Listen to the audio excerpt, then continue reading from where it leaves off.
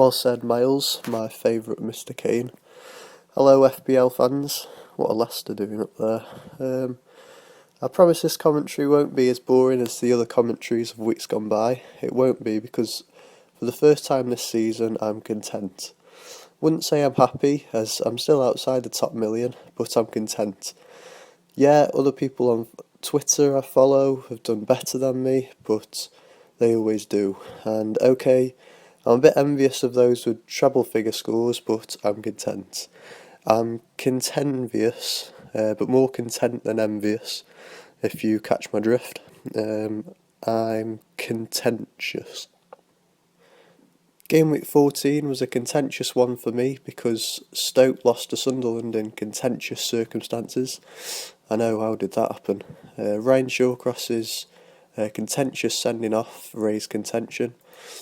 Thankfully, I didn't, but I nearly got Shawcross in my team for game week 14 because Stoke didn't look like conceding with him in defence, and they still haven't with him on the pitch.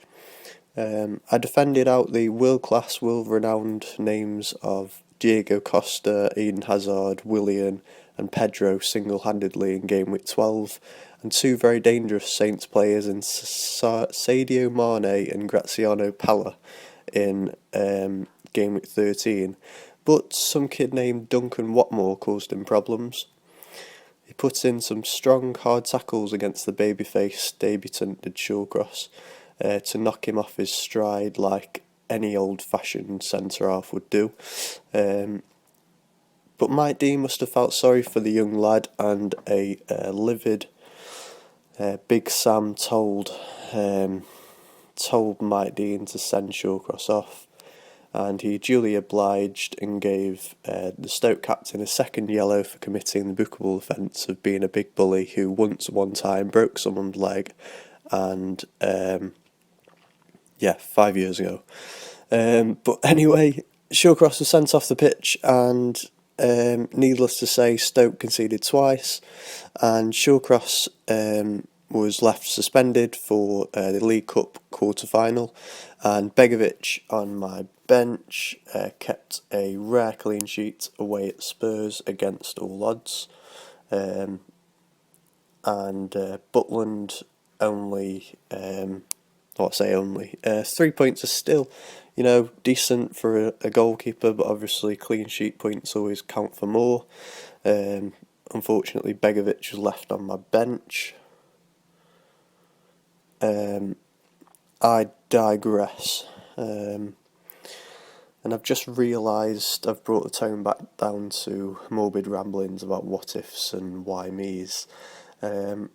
So to liven things up a bit, I'm going to forget Butland and talk to you about the rest of my team. So, 29 points above the average, happy with that. Game week 14 was a good one all in all, with 80 points. Despite taking the 8-point hit to get Moreno, Barkley and Lukaku in my team, but as you can see, I've already made up those 8 points by getting them. It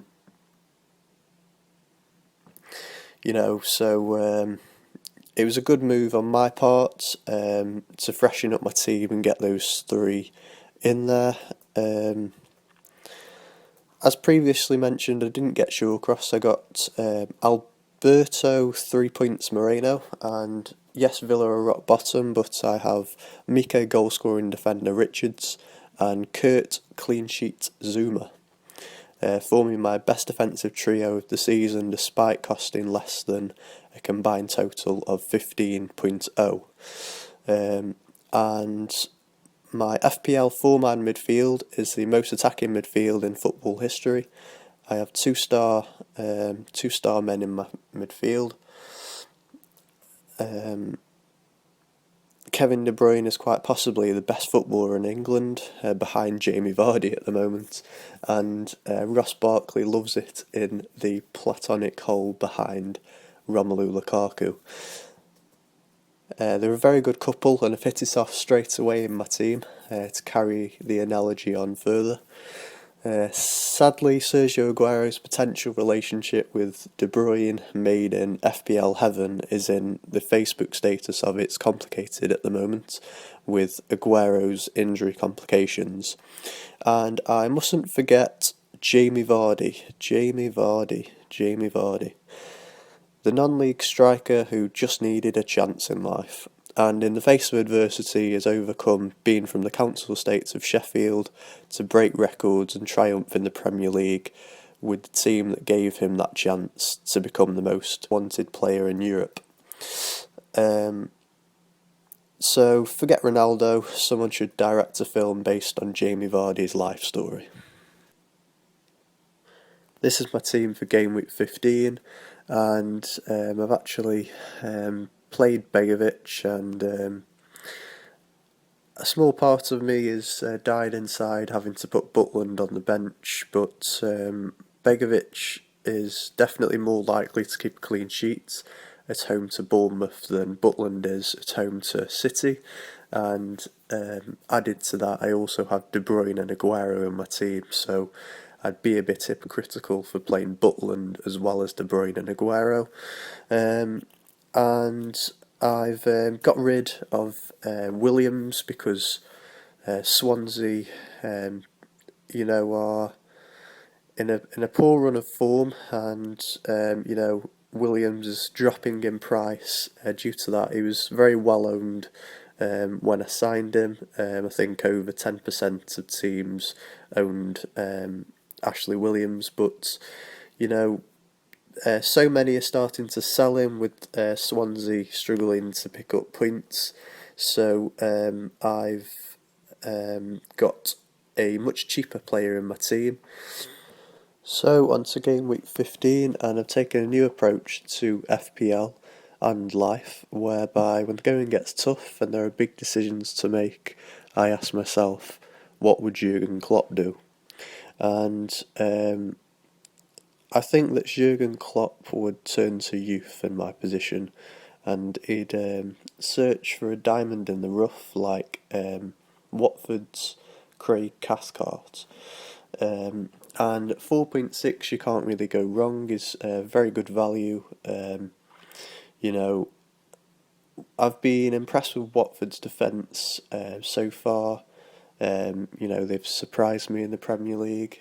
I thought they would be the team rock bottom by now, but they're actually steadily in mid-table. Outsiders for survival, definitely. Craig Cathcart, along with his defensive partner Neom at Watford, are the best options in terms of cheap defenders. I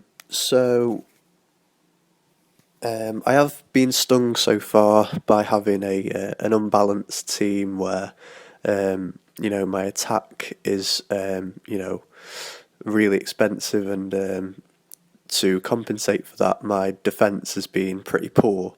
And I hold my hands up to that, but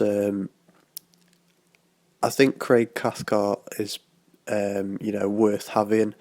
At 4.6 is very good in terms of value. So I've got Craig Cathcart because Jurgen Klopp told me to get him. He reminds me a lot of young Ryan Shawcross, actually, and I'm a bit obsessed with Ryan Shawcross, being a Stoke fan. But Cathcart reminds me of a young Shawcross when Stoke were breaking into, mid-table and making the way in the Premier League. And I think Cathcart has a similar sort of influence on Watford as Ryan Shawcross did on Pulis's Stoke. So, a solid pick, and Cathcart's next two fixtures are at home to Norwich and away at Sunderland. So, two fixtures where they could conceivably keep clean sheets, against, I suspect, weaker opposition. And having such lavish praise for Jamie Vardy, you know, I don't know why I doubted him against United. You know, with the record broken, Jamie Vardy has proved that he can score against anyone. With that goal against United, you know, it's now 11 consecutive games that he's scored in.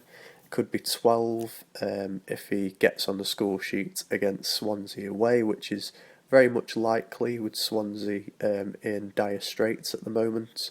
So I've reverted my captain back to Jamie Vardy from Lukaku, who is also in very good form. So I'm finally content with my team, as I've said, and I could do the impossible of breaking into the top million this season, which will be very momentous.